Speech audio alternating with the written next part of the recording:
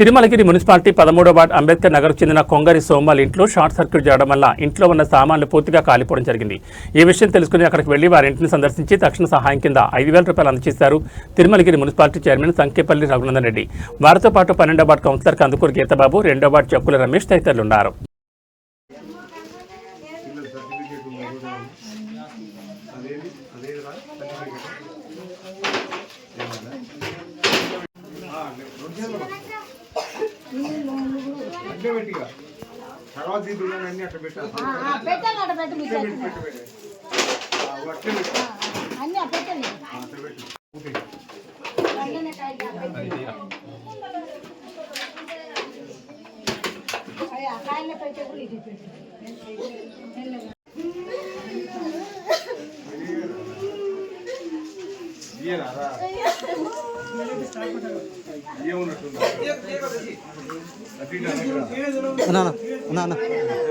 Current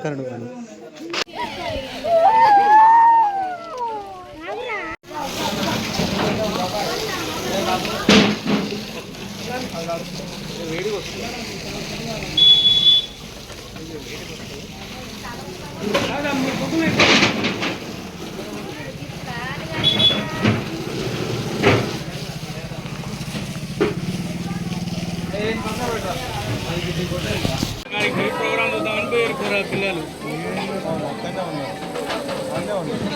వీళ్ళిద్దరే చూస్తున్నానే ఇంటికాని మొత్తం కథం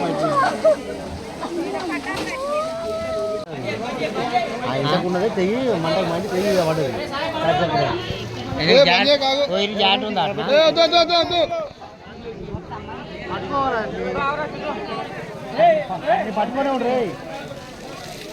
పట్టుకొని రా పోతుంది ఎట్లయినా.